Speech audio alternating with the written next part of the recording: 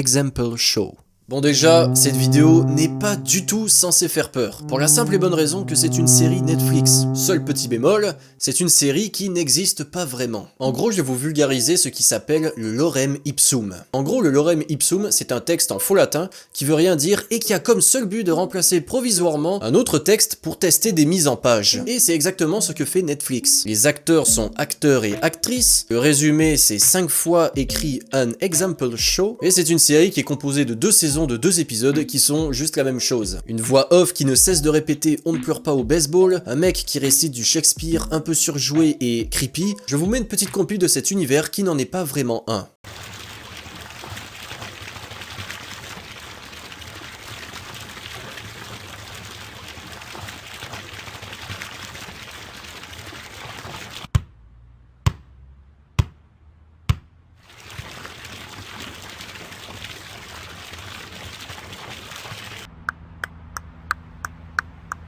Be gone! Run to your houses! Fall upon your knees! Pray to the gods to intermit this plague that needs must light on this ingratitude! Il y en a qui vont trouver ça drôle, mais mettez-vous dans le noir à 3h du mat, tout seul, et regardez ça.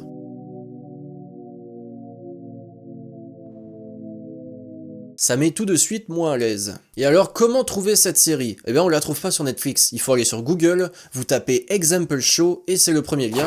Les clips de ambiancés. Est-ce que vous connaissez Anders Weberg? Sûrement pas, c'est un réalisateur scénariste suédois. Et cet homme a eu une idée de film expérimental, un film extrêmement long qui dure 720 heures, soit 30 jours. Un film qui devait être diffusé en décembre 2020 dans le monde entier, dans tous les continents, pendant 1 mois en continu. Juste après ça, le Anders Weberg aurait totalement détruit ce film pour qu'il devienne introuvable. Finalement, ce film n'a jamais vu le jour.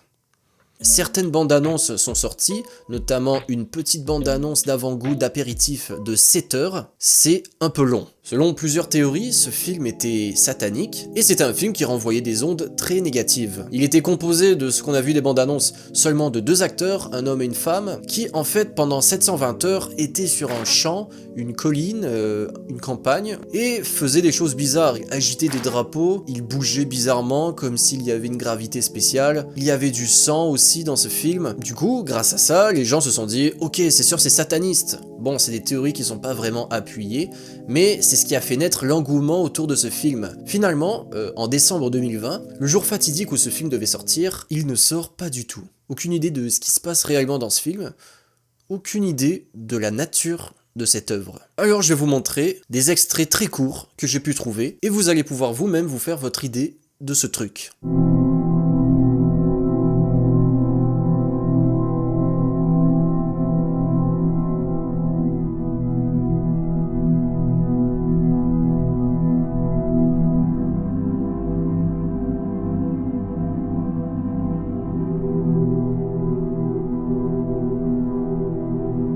Bon, si vous avez regardé cette petite vidéo avec l'idée en tête que c'était sataniste, que c'était négatif, que c'était mauvais, que vous allez peut-être décéder, non. En fait, cette idée de satanisme a été totalement débunk par le réalisateur lui-même. Le réalisateur a fait ce film en hommage à son fils décédé. Ça fait un peu moins peur, mais honnêtement, personnellement, j'aurais préféré que ce soit sataniste, plutôt que ce soit un film en hommage à la mort d'un petit garçon. This House Has People in It, Hidden Video. Vous êtes sûrement très nombreux à connaître This House Has People in It, grâce notamment à Faked Up. En fait, dans cette vidéo, je vais pas vous résumer l'ARG complètement. Vous pouvez aller voir Faked Up pour ça, il est quand même plus fort que moi dans ce domaine. Mais vulgairement, This House Has People in It, ça parle un peu de caméra de sécurité, et à la fin de la vidéo sur YouTube, nous avons un lien qui peut nous amener vers un site de caméra sécurisée. Et de par ce site, on peut trouver plusieurs found footage de caméras de sécurité dans des maisons, et c'est super creepy, vraiment.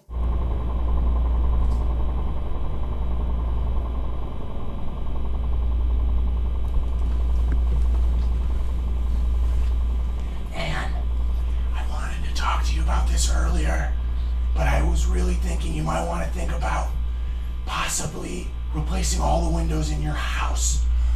It's a pretty big cost up front, but in the long run you end up saving money on heating bills in the winter, and it increases the value of your house. Okay, thank you.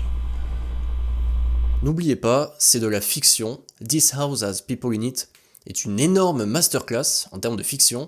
Rien n'est vrai, personne n'est en danger. Ne vous inquiétez pas. La prochaine vidéo que je vais vous montrer, c'est une vidéo que j'ai trouvée sur TikTok. C'est très court et ça attaque directement, donc je vais vous la montrer et après on va en parler.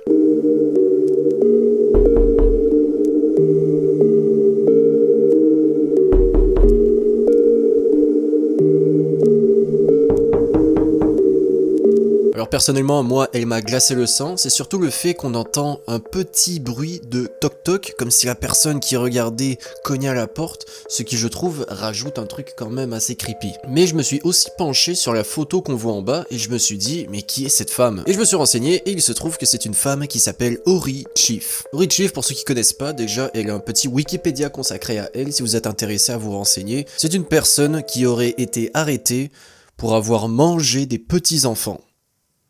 Voilà, rien que ça.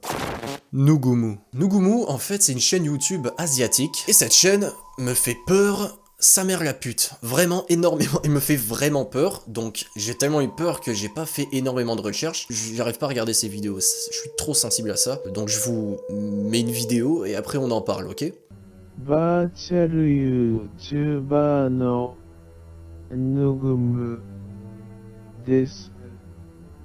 Amagasaki ni sundemasu. Yo. Ikichi ga susu. Donc vous l'avez compris, cette chaîne YouTube joue avec la mécanique des jouets dans un éclairage hyper sombre, avec une voix bien creepy, et t'es pas bien du tout. La vidéo que je viens de vous mettre, c'est une des plus soft de la chaîne. Si vous aimez ça, si vous trouvez ça cool, je vous invite à aller regarder la chaîne de Nugumu. Il y a plein de vidéos dessus. Moi, je dirais pas, par exemple. Allez-y tout seul. The Breathing Banana. C'est un compte TikTok du nom de Providing for the Community. En gros, c'est un compte qui se veut pseudo-médecine, un peu laboratoire, qui font des expériences. Honnêtement, j'ai toujours pas compris si c'était vrai ou faux. Parce que dans les commentaires, les gens sont totalement perdus. Sur internet, il n'y a pas énormément de choses qui parlent de ça. Ce qui fait que pour moi, cette vidéo est la plus effrayante.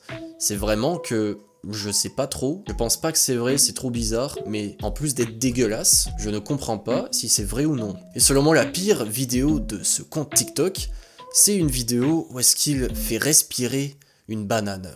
Dit comme ça, c'est vraiment con. Je parle vraiment au sens propre du terme. Il fait vraiment respirer une banane.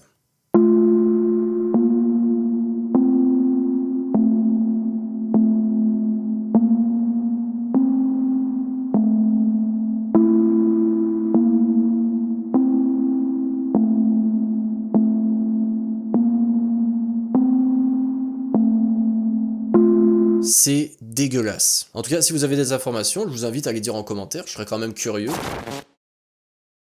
Bon, on a terminé cette petite série de vidéos horrifiques.